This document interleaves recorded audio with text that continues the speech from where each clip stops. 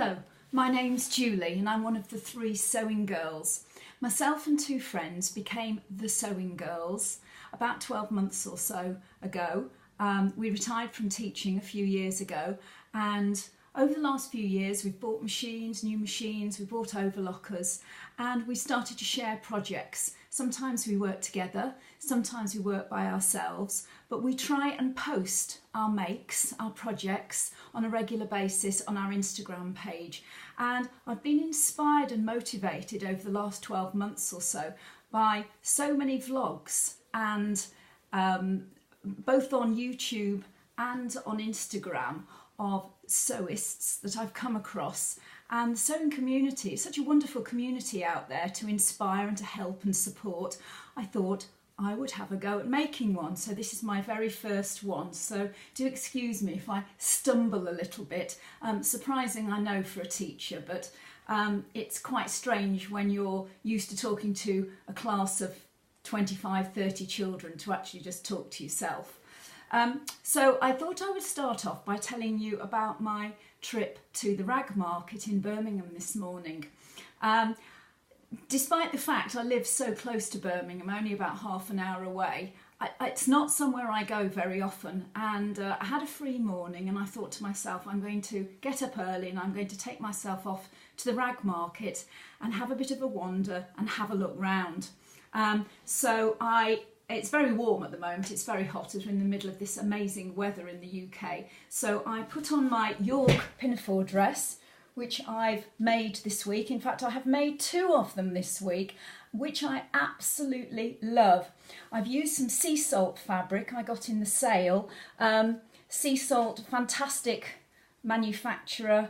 The fabric comes beautifully packed. And you can see that this retailed at £12.95. I bought 4 1-metre pieces, and in fact they're less than half price at the moment, so a little shout out there for sea salt. You can make the York pinafore from Helen's Closet in a day, but unfortunately, just using a metre, I just bound it in a different colour, and I used this time the French binding, which is the double binding. You put on the right side, fold it in half, put it on the right side, sew it in, layer it, turn it over, and then I top stitched it in quite a nice cream top stitch, rather than make my own bias binding. I did make another York pinafore earlier in the week, which took, I think, maybe 5 metres of bias binding, which I made from the fabric, which took an awfully long time. So I decided this one I would make life a little bit easier, and I absolutely love it. It's so easy to wear. It's got a kangaroo pocket at the front, which you might just be able to see, and it's really cool. So inspired by that, my first purchase today, I went off to the rag market, and my first purchase wasn't actually from the rag market, it was from a shop nearby called the Fancy Silk Store, and it's just opposite the rag market. And I have bought some bright yellow cotton twill. It's absolutely fantastic. It's fairly stiff. It's 100% cotton. I suppose it looks a bit like a lightweight denim, really.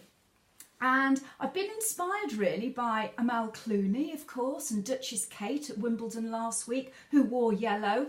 And I thought to myself, why not buy some yellow twill and make a York pinafore dress, another York pinafore dress.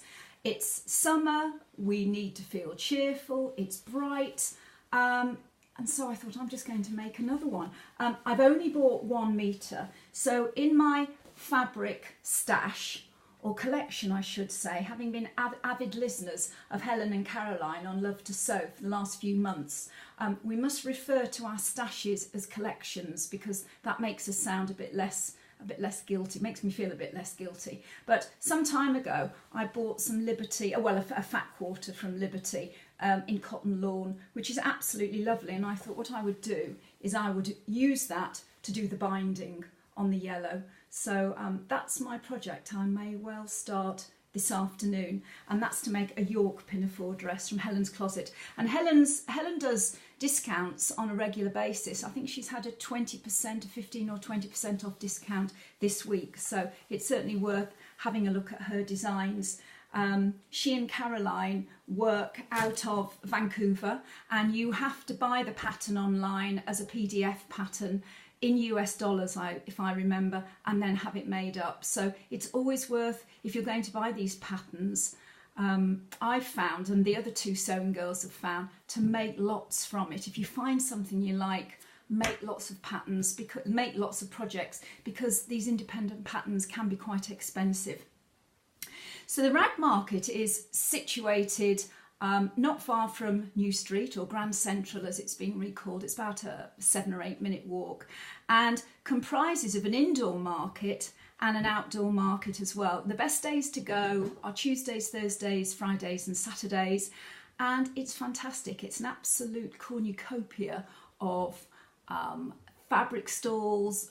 It's got the fruit and veg market, curtain upholstery stalls, kitchen stalls, makeup, shoes, anything you can imagine that is sold in a market is sold there. So the first thing I did, and I'll give some tips at the end, but the first thing I did was I looked around, and I walked up and down the aisles inside the Rag Market, and outside I walked along the outside market as well, looking at the fabric stalls outside just to see what was available. I did have an idea of what I wanted, and I'll explain to you, I'll tell you some tips, perhaps suggest some tips at the end of this vlog. So my next purchase was some My second purchase was some cream coloured broderie anglaise. It's absolutely beautiful. If I hold it at an angle here, you can probably see it. It's absolutely beautiful. I bought just over a metre. One of the tips I would give you is always make sure you see the material, see the fabric being measured out, because as this was being cut, I noticed a tiny little dirty mark on it. So I mentioned it to the guy. I mean, this is 100% cotton, so I know it'll wash out, but he immediately knocked 75 pence off or whatever. So it's just over a metre of the most gorgeous cream or ivory broderie anglaise. I think if I just hold it up, you'll be able to see it. And with this, I'm going to make a woven top. I've made a couple already using this New Look pattern, which is New Look 6374, and so useful. I found I've made this one, actually the sleeveless one at the bottom, and in fact if you look behind me, it's this one here. My daughter bought me the fabric for my birthday. The trickiest part is the placket, and I think that's something that it's quite good to test yourself and to further your skills, if you like, by making little collars and plackets, and it's got pin tucks in it and it's got binding. I still managed to do most of it in a day, but I found it a really useful top for over trousers or over a skirt, and it's absolutely super. So I'm hoping to do this cream broderie anglaise in a little woven top. So that was my next one. My next purchase is absolutely gorgeous. I bought 2 meters of it from one of the indoor stalls, and it's a viscose.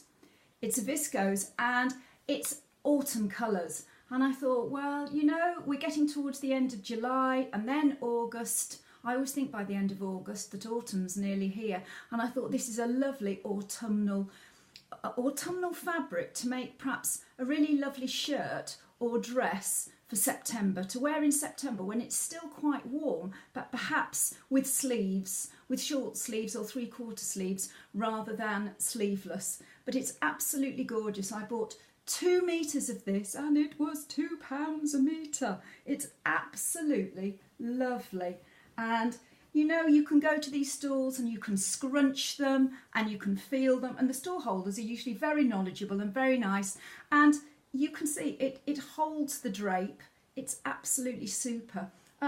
Bit of a paisley pattern, some teal in it as well, and it's these dark autumnal tan, black, teal, red colours. I just loved it. So I've bought that with the idea of possibly doing the Mississippi tea dress, which I've made a couple of already. There's one here behind me. This is the sleeveless version with the little tags at the top, which are the little ties really at the top, which are quite nice. And this is just made in a butterfly viscose. It's got a centre panel with elastic just around the side, or even the Cali shirt. I've just made a Cali shirt out of stretch cotton and with closet case patterns, and that's a lovely pattern as well. Lot of skills in it, but again, lots of different ways, different collars, different lengths that you can use. And as I say, these independent patterns are expensive. We need to get our money's worth out of them and make as many projects as we can. So this was purchased 2 meters, 60 wide, or I should say 150 wide, I can still remember decimalisation, for £4, which is just fantastic. I will talk a little bit about money in a moment and how much I've spent. My final purchase of the morning is again some viscose. It's absolutely super. It's a cream background with tan or dark gold coloured swirls on it. It's not really directional, so I think it'll be fairly straightforward to make up. Again, it's a viscose, and I thought it might look really stunning if I hold it up a little bit closer. Really stunning in possibly the new look 6493 jumpsuit. I've made my daughter the romper suit actually in blue striped with the anchors on. We actually managed to find some of the same fabric, but possibly with the trousers, the 3/4 trousers for myself. So I bought 3 meters of this to make that, or maybe I might use 2 meters for a dress, leaving me a meter left over. I'm not sure yet. These are going to go into my collection, but again, I just thought that was absolutely super, a super fabric to buy. It's viscose. I shall overlock all the seams, possibly even overlock the seams together, some of the seams together, but I thought that was lovely. So excuse me just for putting my glasses on to read, but I just thought I would give a few tips for buying fabric. I would say if you're going to the rag market to go early. I got there for about 9:30, 9:45. It was getting quite busy, and certainly go and have a look around, look inside, look outside, have an idea of the stalls that you'd like to go back to, and then maybe sit and have a coffee. Sit and have a coffee and a bacon sandwich, which is what I did at one of the little vans, and just reflect a little bit on where you want to go back to, and don't rush. The stall holders are charming, they're informative, they're very interested in what you want to buy, so they're certainly available for any advice. So my next tip would be have a plan of what you want to buy.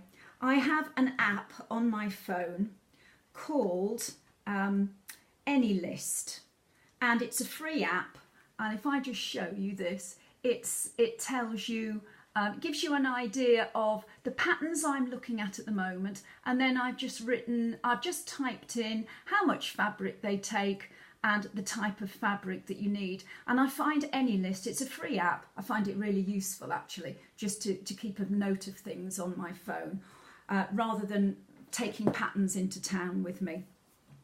Have a budget. My next tip would be have a budget. This morning I've spent £20. I've spent £20 on 4 different types of fabric. I'm absolutely delighted with what I've purchased. The yellow cotton twill was £4. The broderie anglais was £6. The first viscose was £4. And then the 3 meters of the final viscose was £6, making £20. Plus my £3.75 train fare. I think I've had a pretty good morning out. I mean, £20, yes, you could buy 1.5 meters of Kaufman linen for that, which would be absolutely beautiful and exquisite. But I've got a lot of fabric I can make 4 or 5 different projects with, so I'm absolutely delighted with that. So my tips would be go early, look first, have a plan of what you want to buy, have a budget, stop, reflect, have a coffee, and then maybe go back. and I hope you have a really good morning shopping like I have this morning, and hope to show you one of the projects finished very soon. Bye for now.